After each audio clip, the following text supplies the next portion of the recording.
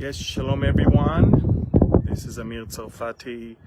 I'm from the mountains of the tribe of Judah, actually the border between the tribe of Judah and the tribe of Benjamin. We're here for Rosh Hashanah. We're staying here for a couple nights. And I've got some news, and I'll wait for you guys to connect, and I will explain what's going on, because this is going to be very, very interesting. Okay, these are definitely breaking news, and we're gonna talk about last night, the ballistic missiles attack on Israel. Gonna ask ourselves what happened exactly, and I want to inform you what is going to happen in the next few hours. Okay, so you guys, let me know if you are there. There you go. So folks, shalom, I'm Amir Tsarfati. I'm live from the mountains of Judah behind me. We took a break from Galilee, took a break from all the rockets, just for a couple nights for Rosh Hashanah. The holiday begins within 3 hours or so, and this is Yom Teruah, and I'm going to post a video that I made specially on this holiday. But I wanted to report breaking news, folks, on three things. One of them, of course, is the rockets attack from Iran yesterday, but there's two other things that you need to know. So first of all, yesterday, before the Iranian launched their attack, the IDF spokesperson revealed that Israel conducted several raids throughout the last 11 months in southern Lebanon, in which we found unbelievable, diabolic infrastructure that Hezbollah prepared for his October 7th. Remember, I told you that the whole October 7th style attack was never Hamas's idea, it was Hezbollah. Hezbollah created a ground force known as the Radwan force, and that force only task is to invade into Galilee and take over, destroy, kill, behead, rape, burn, and kidnap. That's their job. And thousands of Radwan forces, soldiers or terrorists, whatever you call them, with the latest weapon. I mean, Hezbollah has so much money that they could afford buying the latest. And apparently along the border with Israel, they prepared everything for the day that they will have to launch the strike. But Yahya Sinwar stole the thunder, and Israel was no longer surprised. So, just a minute. Let me ban this guy. Good. All right. Okay. So now, so we exposed tunnels, rockets, explosives, shoulder missiles. We exposed everything is under homes, houses, children rooms. I mean, we entered in a big villa into a child's room, and under the bed we found a shaft to the tunnel. Sick people, psychopaths. We found maps of everything they were planning to do. Maps where they specified Jewish towns, military sites, and infrastructures. So Israel managed to thwart a much more deadlier attack, October 7th style. And we flipped everything, and instead of them entering into Israel, we entered into Lebanon. So it's a big miracle. I don't even know if there is a way to convey to you what was found and what was thwarted. God is performing thousands of miracles. I'm telling you, right now, all the angels underneath Michael the archangel, who is appointed by God to take over, to take care of Israel, all of them are working extra hours. Okay, now let's go to the ballistic missiles attack. Okay, 190 gigantic ballistic missiles were launched from Iran simultaneously from several bases in Isfahan, in Shiraz, in Tabriz, and others. And several of them, by the way, just were launched and fell on and actually killed 5 Iranian Revolutionary Guard Corps terrorists. So 5 Iranians died, and the only person who died on our side is a Palestinian from Gaza that was walking in the streets of Jericho instead of locking himself up in a secure area. So folks, the largest ballistic missile attack in the history of planet Earth, and the only ballistic missile attack that was intercepted in the history of planet Earth, took place.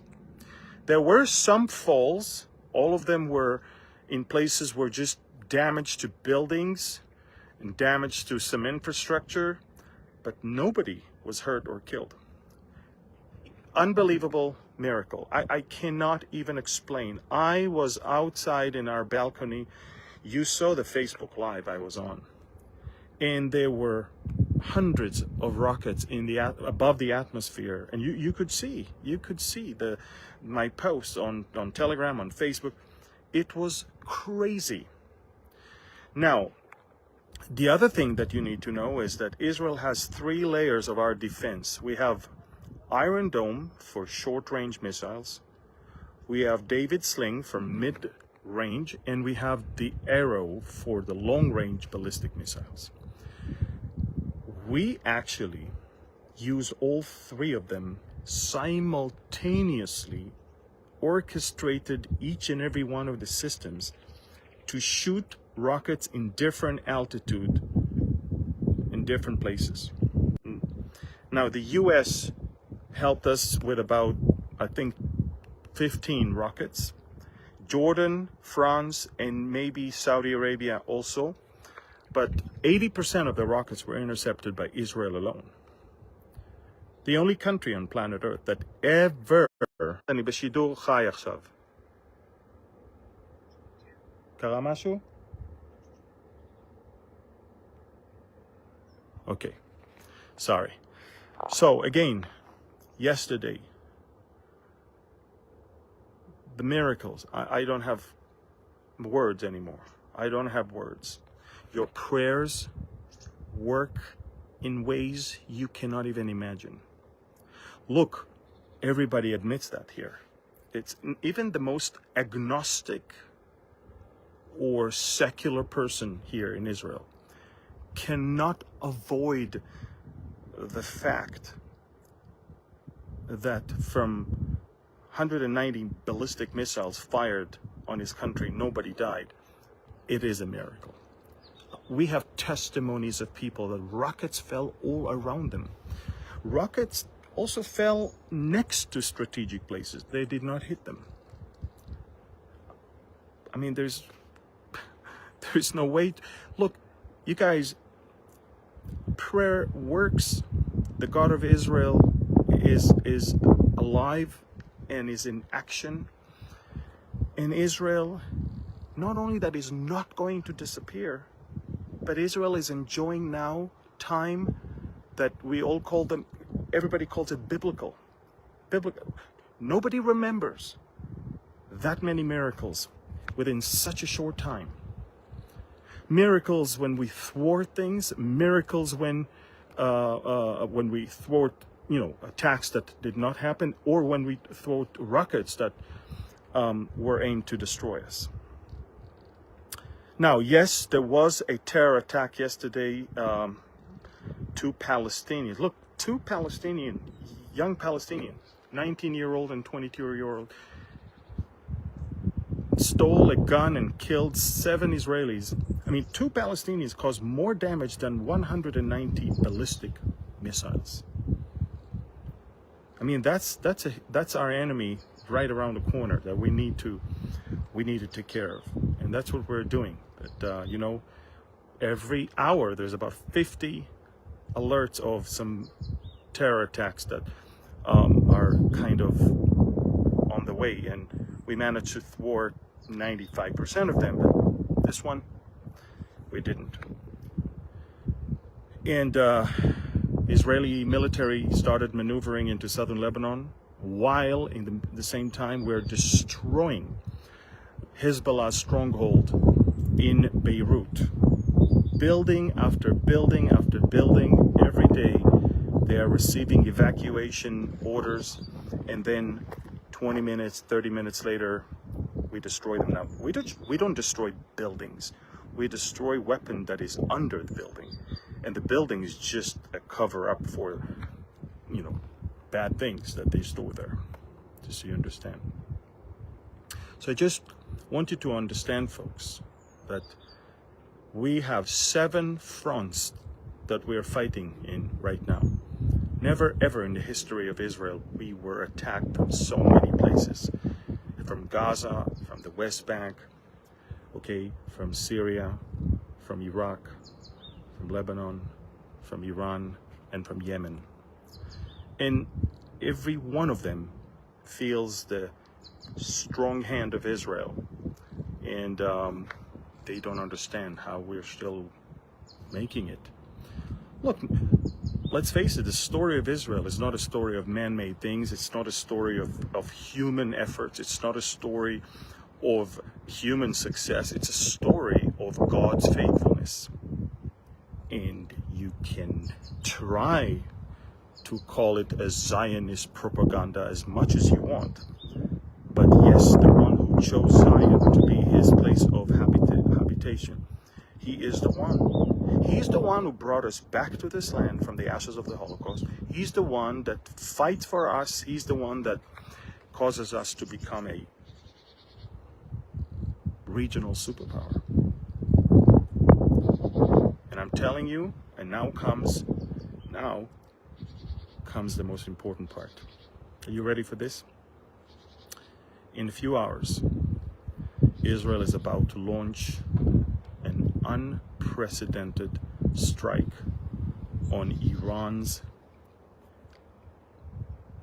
oil and gas infrastructure, as well as the Revolutionary Guard's military bases.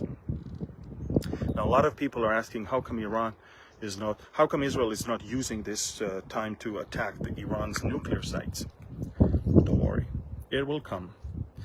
We have to maneuver not only in the battlefield, but also in the diplomacy field. And we have to wait until we have enough collaboration with our allies to go after the nuclear sites. And for that, we need to wait for the US elections. And so I reckon that the nuclear sites will not get hit tonight, but Iran is going to be crippled economically. So it's going to be an interesting holiday here, but we're determined like never before.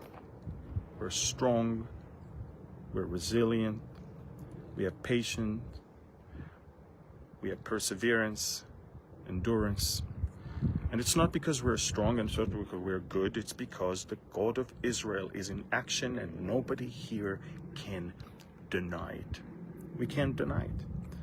Even the most secular people are at all. We cannot deny it. I mean, even if you are a great believer in science and you attribute the Israeli success in thwarting rockets to Israeli brilliant minds of some scientists who developed the, still nobody can explain how come rockets are falling everywhere around people and not hit the people. Rockets are falling everywhere around strategic places, but they don't hit them. I'm not even talking about thwarted or intercepted rockets. I'm talking about rockets that already fell. So again, the magnitude of what we have exposed in southern Lebanon of what they were planning is phenomenal. And the magnitude of the strike last night is phenomenal. And yet, in both cases, Israel managed to stop the enemy from doing what it wanted to do. The Prime Minister is right now sitting in his Tel Aviv office with the head of the military, the head of the Mossad, the head of the Shin Bet, which is our FBI, and defense minister as well. And they're crafting as we speak. They were already authorized by the cabinet last night to craft a package of targets that will be given to our military to execute in Iran. I want to tell you something. Iran is going to be very surprised. They made a big mistake yesterday. And you know what led them to fire those rockets? It's their Islamic pride. Islamic pride. They were so hurt that we managed to kill Haniyeh in Tehran. They were so hurt that we managed to, we are crippling their number one investment, which is Hezbollah, where they invested billions of dollars. They're so angry, frustrated, full of hatred, that they don't even think about their own future. They fell in a trap. They allowed their ego and pride and the will not to be ridiculed anymore. They allow that to dictate their moves. And pay time is coming. And I'm not sure the Iranian regime is going to like it. By the way, I'm not sure the rest of the world is going to like it. I'm sure it's going to affect the price of oil, but that may finally cause the world to join together and strike that regime. Now, biblically, now comes the part where I wish, I wish I could run to the fantasy world and I wish I could tell you that the Ayatollahs are going to be removed and an Israel-loving regime would replace them in Iran. But my Bible is telling me something different.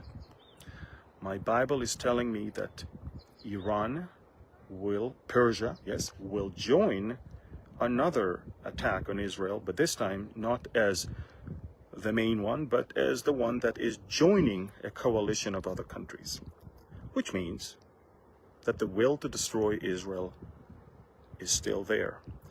And if it's still there, that means that we have not removed the Ayatollahs yet.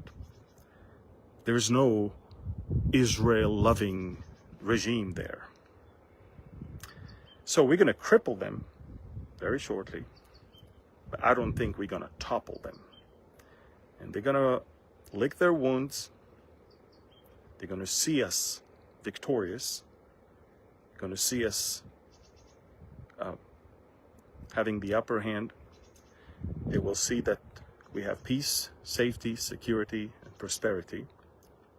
And then, when Israel will be safe and secure, without borders, without fences, this is when the Ezekiel war will begin. And so, as I said, Iran is going to pay for what Iran did yesterday. And again, when I say Iran, it's the Islamic Republic, not the people of Iran.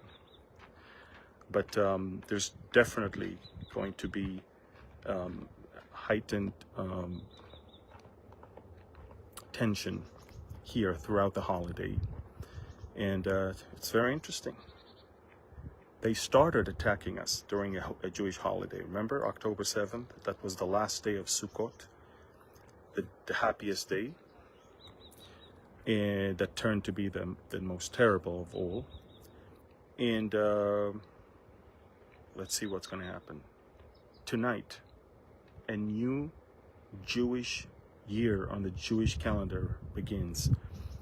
And everybody's prayer is that may the last year and its curses end, and the new year and its blessings will begin.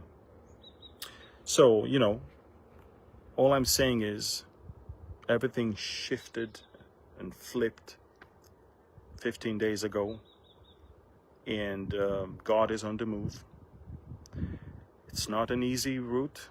We are going to have pretty interesting exchange of punches between us and Hezbollah, us and Hamas, us and Iran. But finally, those two demons around us are crippled, and finally we are actually confronting the head of the snake, the head of the octopus, Iran itself. So again, for those of you who just joined us, yesterday was the largest ballistic missile attack in the history of planet Earth, and the first one in the history of planet Earth to be almost completely intercepted by any country. But yesterday also marked a new level in miracles that were performed here. Look, I'm sure there's angels everywhere right now. I mean, the amount of miracles we had leaves no room but to know that up there, there's a lot of work being done right now to thwart, to confuse. And I also believe that the attack on Israel was also a setup. It was also a trap, because now we have the reason, the legitimacy, and the, I guess, conviction to go and hit Iran finally. So it's going to happen. As I said, the Israeli military and security establishment is meeting right now. Iran's economic infrastructures, mostly gas and oil industry, is about to be pounded. And the IRGC, the Iranian Revolutionary Guards Corps, they are going to get pounded as well. It's interesting. Stay tuned. I'll keep you posted. But most of my ongoing reports are on Telegram. So if you're not there, it's time to be there. Shana Tova, happy Rosh Hashanah to all the Jewish people. It's a Yom Teruah. It's a day of trumpeting. And the day will come when that day of trumpeting will basically welcome the Messiah returning to earth with his church. So until then, God bless you, shalom, and follow me